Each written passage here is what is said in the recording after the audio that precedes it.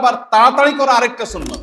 শিয়ারা এবং ইহুদিরা তাদের মধ্যে রোজা আছে, ফাস্টিং আছে। নবী করিম সাল্লাল্লাহু আলাইহি ওয়াসাল্লামের হাদিস আবারও আমরা স্মরণ করি, তিনি বলেছেন লা ইয়াজালুন নাসু বিখাইরিন মা আজ্জালুল ফুতুর ওয়া আখারুস সুহুর। এই মানুষ, এই উম্মত ততদিন কল্যাণের উপরে প্রতিষ্ঠিত থাকবে যতদিন তারা ইফতার তাড়াতাড়ি করবে আর সাহরি দেরিতে করবে। ইফতার তাড়াতাড়ি করা এর মানে হলো সূর্য ডুবছে আর দেরি করবেন না। শিয়ারা এবং ইহুদিরা তাদের মধ্যে রোজা আছে, ফাস্টিং আছে। তারা সেই রোজায় ইফতার করে হলো চতুর্দিক অন্ধকার হয়ে যাওয়ার পর, সূর্য ডুবার পর পর ইফতার করে না। তো এই জন্য নবী সাল্লাল্লাহু আলাইহি সাল্লামের আদর্শ হলো তার বিপরীত, অর্থাৎ সূর্য ডুবার পর পর ইফতার করে ফেলা, অতিরিক্ত বিলম্ব না করা। আসসালামু আলাইকুম রহমতুল্লাহি ওয়া বারাকাতুহু। সুপ্রিয় দর্শক মণ্ডলী, আমরা ইফতারে এমন একটি ভুল কাজ করে থাকি যে ভুল কাজের কারণে আমাদের সারাদিনের রোজা নষ্ট হয়ে যাবে। কি সেই ভুল কাজ? চলুন আমরা শেখ আহমদুল্লাহ কাছ থেকে শুনে আসি। তো সম্পূর্ণ ভিডিওটি দেখতে থাকুন। ইফতারের দোয়া জানা আছে ভাই? কি দোয়া? আমরা একটা দোয়া কমন জানি বাংলাদেশের মানুষ, সেটা হলো আল্লাহুম্মা লাকা সুমতু আলা রিজকিকা আফতারতু। এটাও হাদিসে বর্ণিত হয়েছে, কিন্তু হাদিসের সনদ নিয়ে অনেকে কোনোটা নিয়ে আলাপ তুলেছেন, প্রশ্ন তুলেছেন। আল্লাহুম্মা লাকা সুমতু মানে হলো, হে আল্লাহ, আপনার উদ্দেশ্যে রোজা রেখেছি, ওয়া আলা রিজকিকা আফতারতু, এবং আপনার দেওয়া রিজিক দিয়ে ইফতার করেছি। আর ইফতারের আরেকটা দোয়া হলো যাহাবাজ জামা ওয়াবতাল্লাতিল উরুক ওয়া সাবাতাল আজরু ইনশাআল্লাহ। এটা একটা দোয়া। যদি এগুলো দোয়ামূলক নয়, আমরা দোয়া বলছি, এটা মূলত আল্লাহর কাছ থেকে একটা প্রত্যাশা। এর অর্থ হলো যাহাবাজ জামা, আমার পিপাসা দূর হয়ে গেছে, ওয়াবতাল্লাতিল উরুক, আমার শিরা উপশিরাগুলো সব সিক্ত হয়ে গেছে, ওয়া সাবাতাল আজরু ইনশাআল্লাহ, এবং আল্লাহ চাহেন তো এই রোজার বিনিময় আমার সাব্যস্ত হয়ে গেছে আল্লাহর কাছে, এটা স্থির হয়ে গেছে। এটা হলো ইফতারের দোয়া। ইফতারের দোয়াটা কি ইফতারের আগে করব না পরে করব? ইফতারের দোয়াটা যারা ইফতারের আগে করার পক্ষে তারা হাত তোলেন, অল্প সংখ্যক মানুষ। আর বাকিরা সবাই কি পরের পক্ষে না মাঝখানের পক্ষেও আছেন লোক? সব পরের। মাশাআল্লাহ, সব সূক্ষ্ম সূক্ষ্ম মাসআলা দেখি গাবতলী মানুষ জানে, মাশাআল্লাহ, অনেক অগ্রসর দেখা যায়।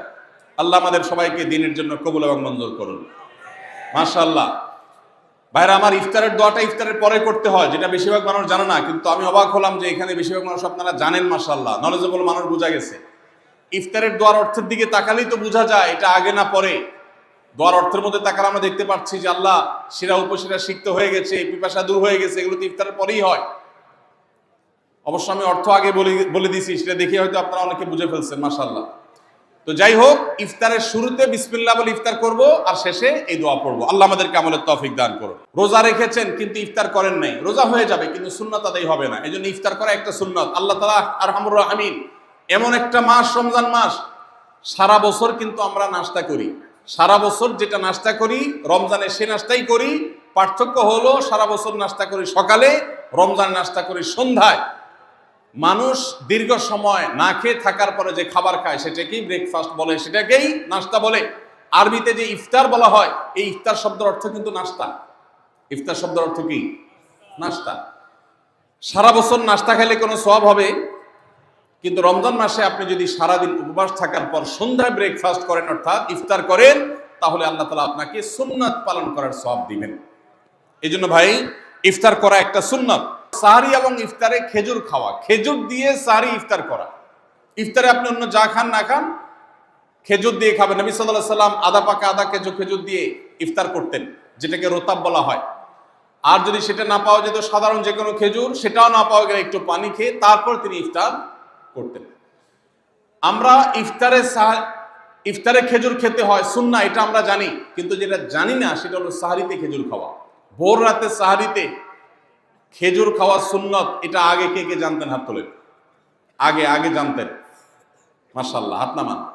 গত বছর রমজানে সাহরিতে ভাত তরকারি যাই খাইছেন না খাইছেন, একটা হলো খেজুর খাইছেন, কারা কারা হাত তোলেন? মাশাআল্লাহ। এদিকে সব আমল করা মানুষ, মাশাআল্লাহ। তাহলে তার ওয়াজ টোয়াজের কোনো দরকার নেই। এত নলেজেবল মানুষ, এত আমলদার মানুষ যদি এলাকায় থাকে, তাহলে ওয়াজের দরকারটা কি? আল্লাহ আমাদের সবাইকে আমলের তৌফিক দান করুন।